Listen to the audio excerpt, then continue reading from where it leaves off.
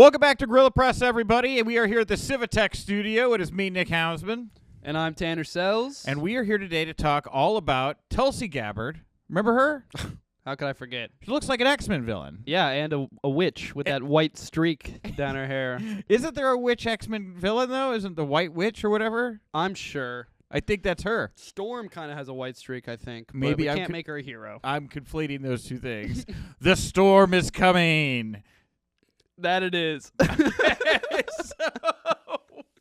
So we have this great story about Tulsi we're going to get into, and by great I mean horrifying. But if you like what we're doing here, please like, subscribe to Guerrilla Press on YouTube, podcast feed, social media, all those wonderful places. Let's dive on in here.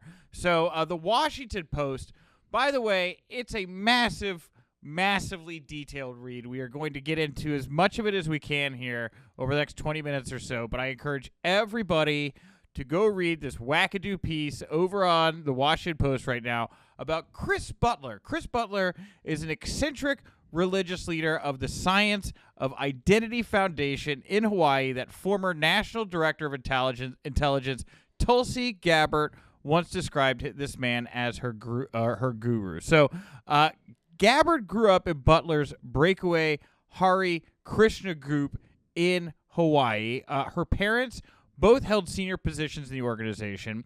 I love this anecdote. Her father, Mike, for a time also oversaw Butler's personal affairs until he was fired for lapses that included failing to ensure a supply of fresh mangoes for Butler's breakfast, according to internal SIF memos. Didn't get the mangoes. Can't forget the mangoes. Gotta have the mangoes. It's essential to the operation. Now, I'd like to take a little pause here for a second, because I understand now how she did so well at Donald Trump's cult. Because if her father was fired for not getting these mangoes, she really understands what it is to be a supplicant. Right? Like, yeah. She's like, I gotta get him whatever he needs. Yeah, he got a fresh fruit basket every morning. My dad lost his spot in the cult over mangoes. Yeah. I gotta do anything. That is some cult leader type stuff. You gotta. If the fruit's not there, that's where the magic could come from. The guru magic. It's all sourced from the earth. Mangoes. Magic mangoes. Magic mangoes. So in the early 1990s, the Gabbards stepped into the political spotlight. With the SIF's backing, the family launched a forceful campaign against same-sex marriage in Hawaii. It included a TV ad that featured Tulsi, then as a teenager, warning that legislation would lead to people marrying their dogs. She later apologized and recanted this statement, but as a teenager, she was anti-LGBTQ and framed them as people who were going to, this would lead to people having sex with dogs. Yeah, that's a homophobic trope numero uno. Mm-hmm. That's bad stuff. Yeah.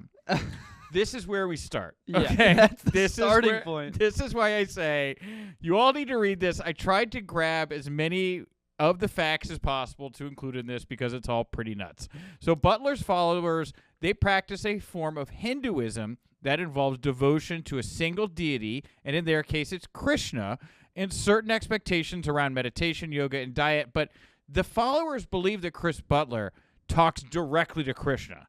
So he's like a disciple of Krishna. Okay.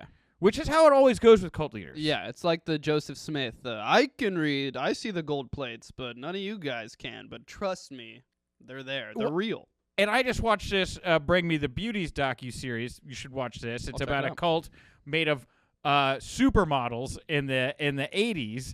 And that guy talked to aliens. So it's not always a god. Sometimes it's just an exterior force that you don't get to talk to that the lead guy gets to talk to. Anytime where there's a one-on-one dynamic between some person and an imaginary person, then that's a cult. That's a cult for sure. He is the son of a radical left-wing physician. He began teaching Krishnaism and meditation. He dropped out of the University of Hawaii in the late 60s. He's a tall, lean, charismatic individual. He attracted devoted followers, believed that he was in direct communication with Krishna. He said in a 1975 pamphlet that inept politicians should be removed from their seats. He has suggested that they be replaced by saintly persons. In 1970, two devotees told a reporter for the Honolulu Advisor that they would do anything that Butler asked them to do, including killing themselves. Oh, yeah. Right? That'll do it. Up and down. That'll do it. Now, some members have called the group a cult. Go figure. Oh, that's a big bridge to cross there to make that leap. Said that disciples were isolated from the outside world. Former devotees say Butler controlled his followers, made their life decisions, demanded total obedience and secrecy.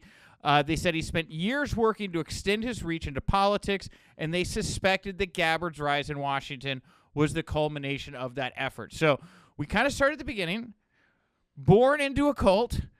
Dad's getting fired over mangoes. You're talking about how gay people have sex with dogs or whatever it is now. And at that point, you're the perfect person to go on a quest to infiltrate Washington, D.C. on behalf of this cult. Carrying the flame. How is this... Twin flame. How is this story not being... How did I not know about any of this until now is I guess what I want to know. Yeah, I think a lot of these billionaires and people that are connected to the billionaires, or at least doing in Tulsi's case, doing the bidding of them, are connected to gurus and connected to shamans and people that present themselves as spiritual guides when really they're just string pullers. Correct. I think a lot of these guys, we talked earlier on the show about Peter Thiel's secret society cult group. Yeah. These guys like exclusivity. They like the idea that they're connected to this intellectual, spiritual truth that is the only way they can justify their material conditions being way out of balance from everyone else's and their hoarding of wealth. Correct. So a former member of the group, Rebecca Stoltzberg, she shared emails from Butler's 9islands.com address that showed dozens of attached memos appearing to document directives and advice for Gabbard from her time in Congress. So this is while she's an active member of Congress. Some contained instructions on what legislation she should propose, which policies she should embrace, how she could conduct herself so that there's an air of authority. A memo about a proposal to partition war-torn Iraq into partition war-torn Iraq into 3 states. Quoted an unnamed person as saying it was time for Tulsi Gabbard to come up with this idea. Right? Yeah, it sounds like she came up with it. Yeah. So some of the language in these emails harshly critical of her.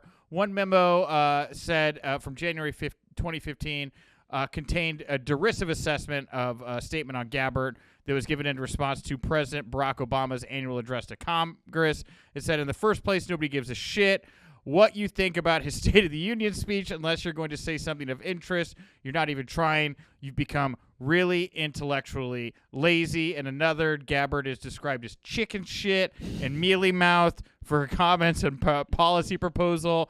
For the most part, she's not listed, but many people around her, including her parents, are listed as recipients. And true cult-like behavior here, always breaking someone down. Yeah. Right? Even if they're trying to do what you want them to do, you still have to be making them feel like trash all the time. Right. Yeah. Got to reinforce the power dynamic. Is this cult still active in Hawaii, or does it?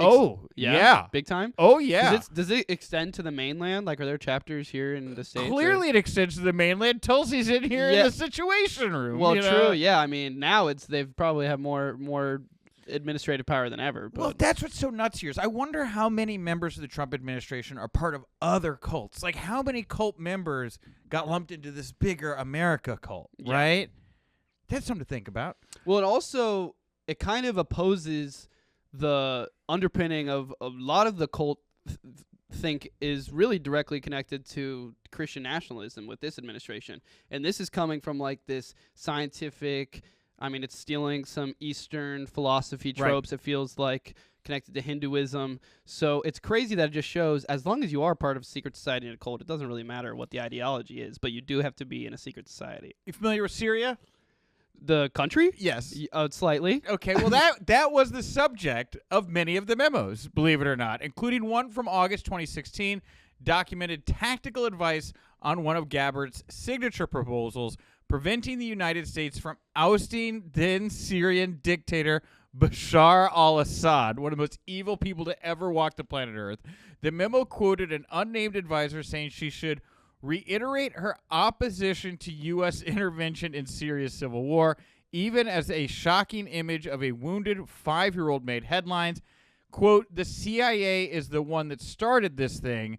Gabbard then made that claim publicly 3 years later. Oh, my gosh. So, war criminal standing up for. In transcriptions from Butler's lectures, he claimed that the CIA and other spy agencies had bugged his family home to monitor his father when he was a child. In one lecture, he warned the agencies were filled with demonic, power-hungry madmen and wanted to use psychic powers to control people. Yeah. So you can see now, because remember, Tulsi did step down. Her husband got cancer, and she said she's going to be with him.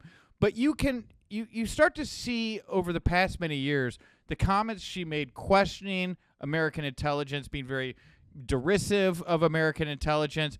Coincidentally, when she started coming into the Trump administration, but a lot of that stuff seems to be echoed from this cult leader that was coming down to her, telling her, now that you're in this position of power where you have control over the American intelligence apparatus, you should also be breaking it down and diminishing it all the time. It's the Linda McMahon approach. Linda McMahon comes into the Secretary of Education, says, my job is to get rid of my job. It's you get someone that has a disdain for American intelligence, or at least a history of those comments. It's clearly no surprise that they're a little sloppy around the edges, and also has no issues covering up for war criminals. She's done a pretty good job at that herself. Yes. Now it should be laid bare here that a lot of this stuff doesn't directly have Tulsi attached to it or mentioned, but it does seem to be about her. The Post also specified, I wanted to include the story, that Salzberg, their source here on this, a former member of the cult, had demanded in a June 2024 letter $250,000 from one of Butler's senior disciples as damages tied to her Texas arrest on a child custody interference allegation prosecutors did not pursue in the end. But in the letter sent by the Post, she referred to allegations that a runaway she sheltered had been abused, and said the senior disciple initially asked her to help protect the runaway, but later changed his story after the police got involved. So there's just this runaway getting bounced around here within this cult. They said she said if she did not receive this money, she was going to sue. A lawsuit could expose material embarrassing to Butler and Gabbard. A settlement would mitigate that. Now, they never went to settlement, and the whole thing got dropped. But it was just this other crazy story about just kind of abuse within this cult. I mean, again, it's a very long piece here that dictates a lot of alleged supposed abuse by Butler. But the big takeaways here from this is that you have somebody that's actively against American intelligence, sees it as an evil force, and wanted to see it broken down from the inside. And I think that your Linda McMahon observation, I mean, that's exactly what this is. It seems like Trump and his cronies, Russell Vought, went out and did an analysis to find people that specifically were tailored and kind of have the thought process to destroy the agency they're put in charge of. Yeah, now, for personally, I want to put it on the record. I wouldn't mind if the CIA didn't exist anymore. Whoa! But hey, they're doing it better themselves than anyone else could have at this point. It's this accelerationist approach where it's like, speed it up. The quicker we descend into chaos and get rid of these hierarchies, the more control and power they'll have to fearmonger people. Yeah. So anyway, just wanted to bring this to everybody's attention. Please go read the whole thing from the Washington Post. It's very upsetting, and another connection between the Trump administration officials and something horrible. So there you go. All right. Well, that brings us to the end of our Tulsi Gabbard piece here today. I want to thank everybody for tuning in to this. Please remember, if you like what we're doing here, please subscribe, follow us on YouTube, on podcast feeds, wherever you may find us. Also on the clip side of things over on socials. Lots of interviews with people like Kat Abba-Ghazaleh, Demi Palachek up on our YouTube feed and podcast channels now. Thank you so much again, and we will talk to you soon. Goodbye. Bye.